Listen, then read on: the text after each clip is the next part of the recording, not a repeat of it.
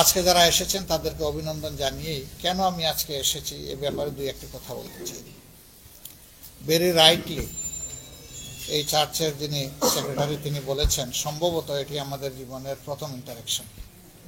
আপনাদের সাথে বসা, কথা বলা, আপনাদেরকে জানার চেষ্টা করা, আমাদের কি উদ্দেশ্যে আমরা কাজ করি সেগুলো একটু জানানো। আমরা সংক্ষেপেই সব বলবো।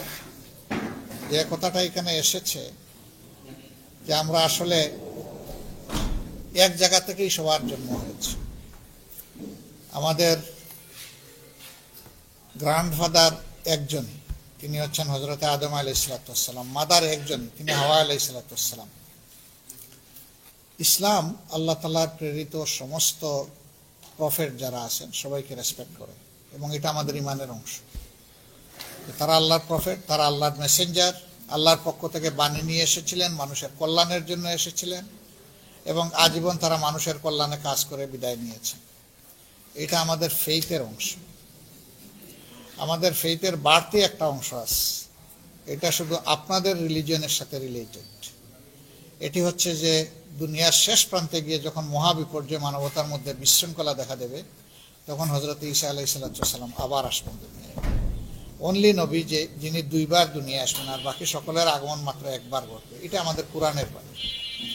সো এই দিক থেকে সকল নবীর ব্যাপারে অবশ্যই আমাদের রেসপেক্ট আছে। আমরা যে নবীর ফলোয়ার তার ব্যাপারে রেসপেক্টের আমাদের কোনো কমতি নাই, কিন্তু এখানে ডাবল জায়গা।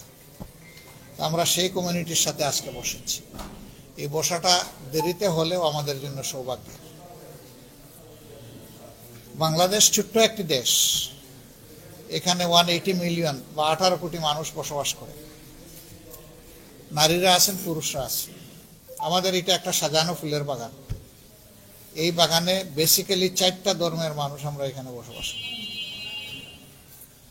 আমরা মিলেমিশে বসবাস করব, এটি আমাদের সকলের চাহিদা।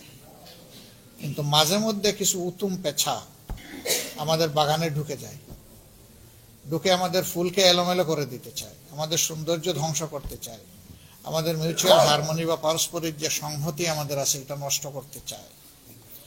আমরা এটাকে তীব্রভাবে ঘৃণা করি এবং আমরা যুগের পর যুগ একসাথে বসবাস করছি। আমাদের সহকর্মীদেরকে আপনারা চিনেন।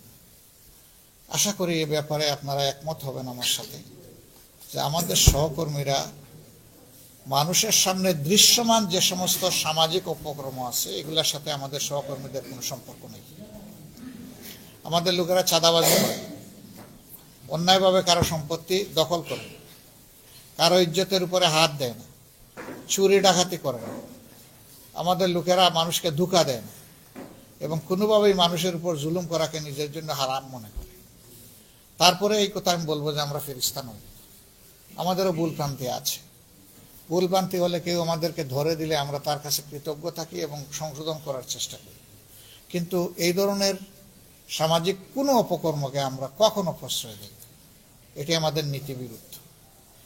2 নম্বর হচ্ছে যে আল্লাহ খ্রিস্টান ধর্মের লোকদেরকে পয়দা করেছেন সেই একই আল্লাহ হিন্দু ধর্মের লোকদেরকে পয়দা করেছেন, সেই একই আল্লাহ বৌদ্ধ ধর্মের অনুসারী যারা তাদেরকে পয়দা করেছেন, সেই একই আল্লাহ মুসলমানদেরকে পয়দা করেছেন। আল্লাহর সূর্য থেকে সকলেই সমান ভাগ পায়, আসমান থেকে বৃষ্টি হলে সমান বেনিফিট পায়, আবার জমিনে কোনো বিপর্যয় সৃষ্টি হলে সবাই সমানভাবে ক্ষতিগ্রস্ত হয়। কাজেই ভালো মন্দের আমরা কিন্তু অংশীদার। একটা সমাজে যখন আমাদের মধ্যে পারস্পরিক সংহতি, সৌহার্দ্য, ভালোবাসা, মানবতার সম্পর্ক থাকবে তখন সমাজটা অনেক ভালো হয়েছিল। মাঝে মধ্যে আমাদের দেশে এবং প্রায় সকল দেশে ধর্মীয় দিক থেকে যাদের সংখ্যাটা কম তারা বিভিন্নভাবে সংখ্যাগুরু যারা তাদের হাতে নির্যাতিত হন। আমরা নাগরিকদেরকে এই 2 ভাগে ভাগ করতে চাই না, আমরা এটার বিরোধী। আমাদের ফিলোসফি হচ্ছে যে প্রিয় দেশে যারাই এখানকার নাগরিক, এটা জন্মসূত্রে হোক অথবা ডোমিসাইল্ড হোক, তাদের সকলের অধিকার সমান। এখানে ধর্মের ভিত্তিতে অধিকার ভাগাভাগি হবে না। মানুষের যে 4টি মৌলিক অধিকার রাষ্ট্রের কাছে আছে, এই 4 অধিকার সকলে সমানভাবে ভোগ করবে। একটা সন্তান জন্ম নেওয়ার পর সচ্ছল পরিবারের লোকেরা তাদের আর্থিক যোগান দিয়ে সন্তানকে মানুষ করবে, লেখাপড়া করাবে। কিন্তু যার আর্থিক যোগান দেওয়ার সঙ্গতি নাই, তার দায়িত্ব সরকারকে, রাষ্ট্রকে নিতে হবে। যদি রাষ্ট্র নেয়, রাষ্ট্রেরই কল্যাণ হবে, যদি না নেয়, রাষ্ট্রের অকল্যাণ হবে।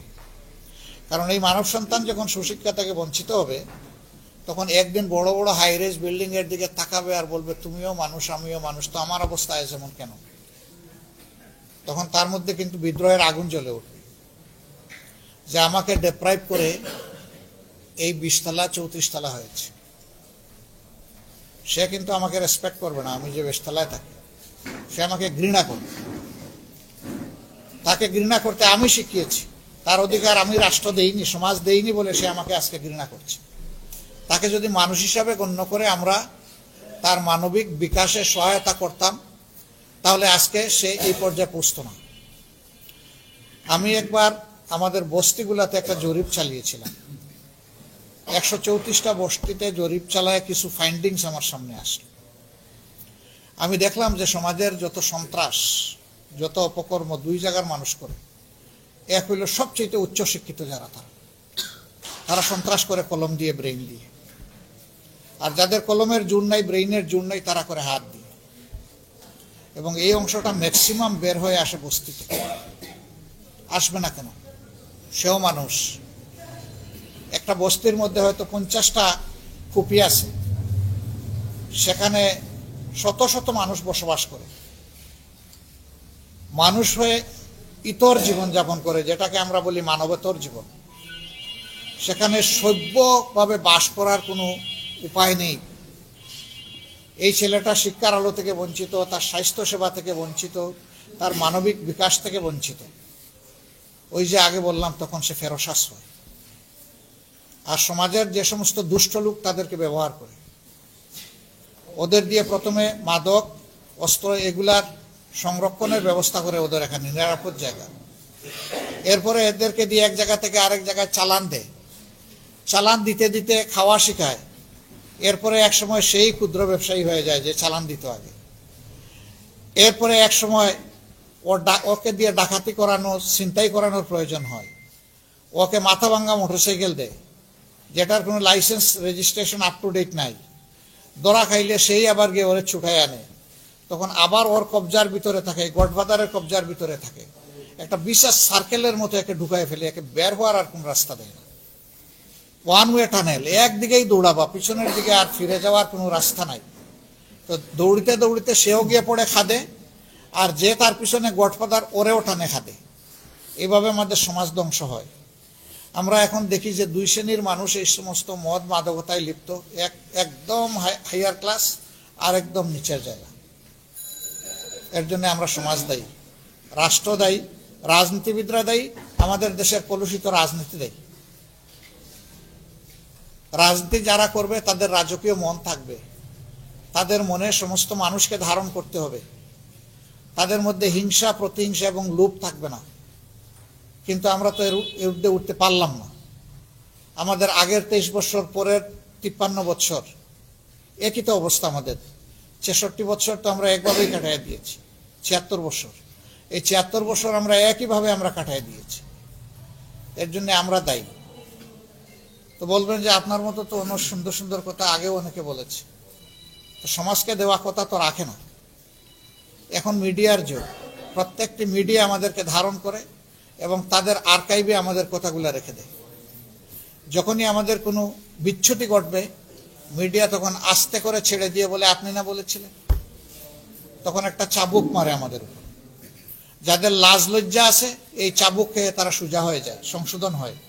আর যাদের লজ্জা নাই, তারা আরো বেপরোয়া হয়। এখন লজ্জা যাদের আছে, তারা সংশোধন হবে, সমাজের ভালো কাজে আসবে, নিজেরও ভালো হবে, দেশেরও ভালো হবে। কিন্তু সংশোধন যে হবে না, তার দ্বারা দেশের এবং সমাজের আরো ধ্বংস সাধন হবে। সে আরো বেপরোয়া হয়ে উঠবে, যে জেলেই যখন যেতে হবে, শাস্তি যখন পোয়াতে হবে, তাইলে একসাথে যা পারি তাই করি। এরকম বেপরোয়া ভাবই কিন্তু আমরা সমাজে দেখতে পাচ্ছি।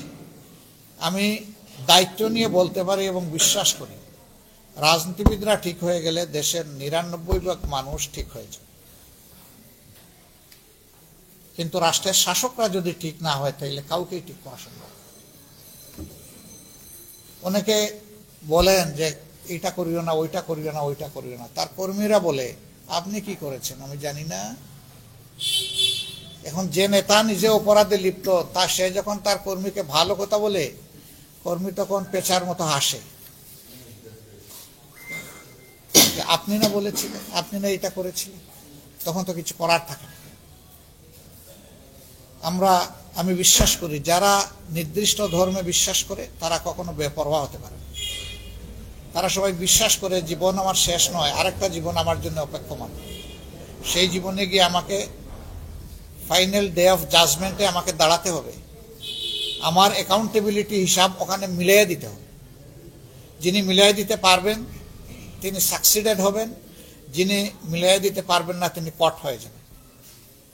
এবং কট যিনি হবেন, সব ধর্মই বলে যে তার জায়গা কোথায় হবে, একদম ঠিকানা বলে দেয়।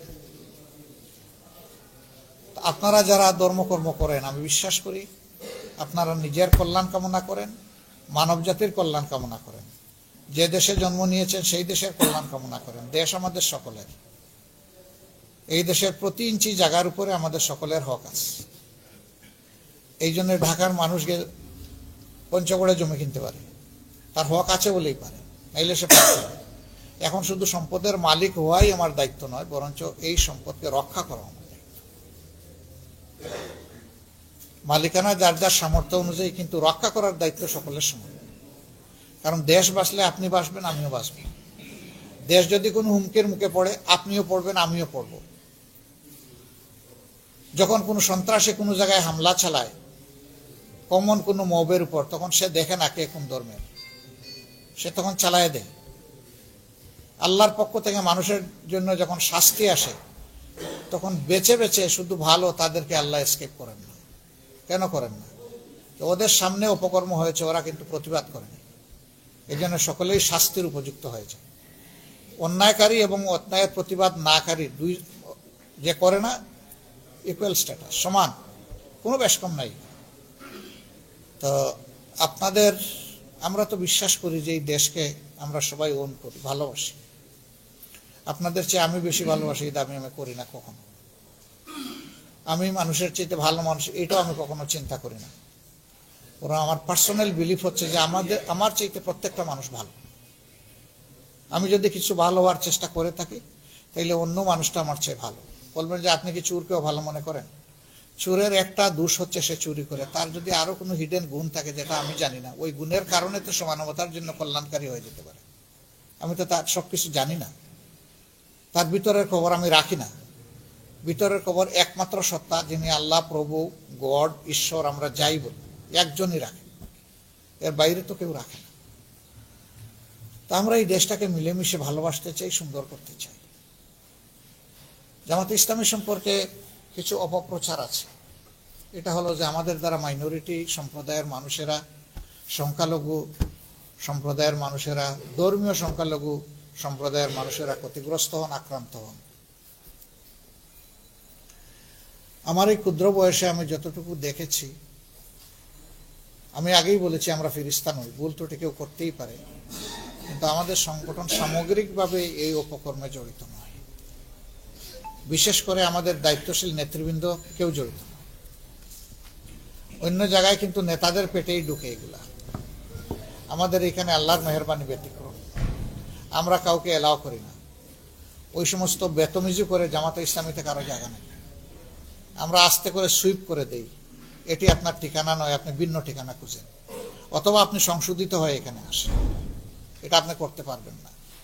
এই জন্য 14 সালে আমি ওপেন স্টেটমেন্ট দিয়েছিলাম এবং জাতিসংঘ মানবাধিকার কমিশনের কাছে চিঠি লিখেছিলাম যে এই দেশে 46 সালের পর থেকে বাদ দিলাম, 72 সাল থেকে শুরু করে 14 সাল পর্যন্ত যতগুলা ভায়োলেন্স হয়েছে, আইদার রিলিজিয়াস অর কমিউনাল, জাতিসংঘ তার উদ্যোগে একটা ইনকোয়ারি করুক, ইনভেস্টিগেশন করুক। আমরা বলেছিলাম যে আমরা সর্বাত্মক সহযোগিতা দেব। এখানে যদি এই ইনকোয়ারিতে উঠে আসে যে আমাদের কোনো লোক জড়িত অথবা দোষী, আমরা বিচারের হাতে আমরা তাকে তুলে দেব।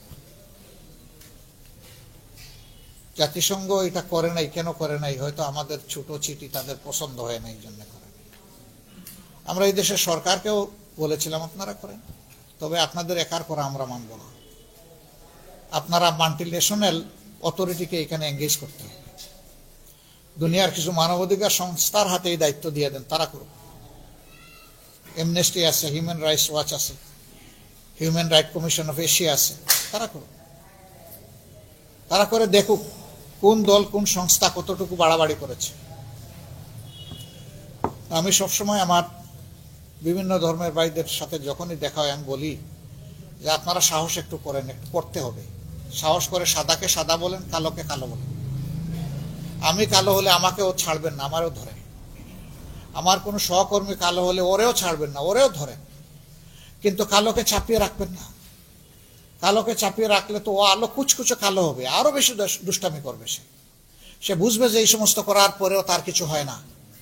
আর যখন ব্লেম গেম খেলা হয়, আমাদের উপরে যখন ফেলে দেওয়া হয়, তখন ওরা হাসে দূর থেকে, যারা এগুলা করেছে, পারপিটেটর যারা, যে কাজ আমরা করলাম, যাচ্ছে ওদের দিকে, চালাও, অসুবিধা নেই।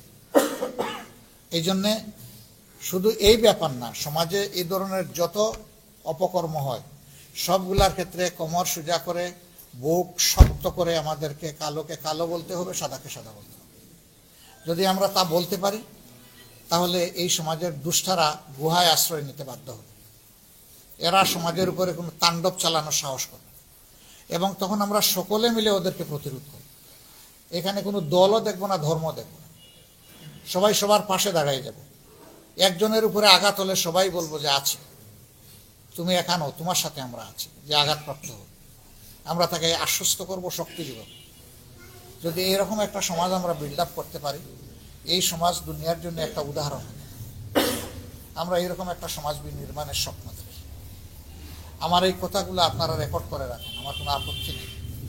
এর কোনো বিচ্ছুতি দেখলে আমাকে, আমার সংগঠনকে ধরবেন, ধরে বলবেন যে আপনি না এত মজার মজার কথা বলেছিলেন, এটা কি করলেন, এটা আপনার সংগঠন কি করলো, আপনি বা কি করলেন। আমরা আপনাদের কাছে কৃতজ্ঞ হব আমাদেরকে শক্ত করে ধরার জন্য। আর যদি আমাদের কাজগুলো মনে হয় যে মানবতার পক্ষে, হিংসা বিদ্বেষের ঊর্ধ্বে, উদারতা এবং ভালোবাসা নিয়ে মানুষের সমন্বয় সম্মিলন গঠানোর জন্য, তাহলে অবশ্যই আমরা আপনাদের ভালোবাসা প্রত্যাশা করব, আপনাদের শুভকামনা আশা করব, আপনাদের সহযোগিতা প্রত্যাশা করব। ভালো কাজে আমরা পরস্পরের পাশে থাকবো, একসাথে চলবো ইনশাআল্লাহ। আমরা এই দাবি নিয়েই আজকে মূলত আপনাদের কাছে এসেছি।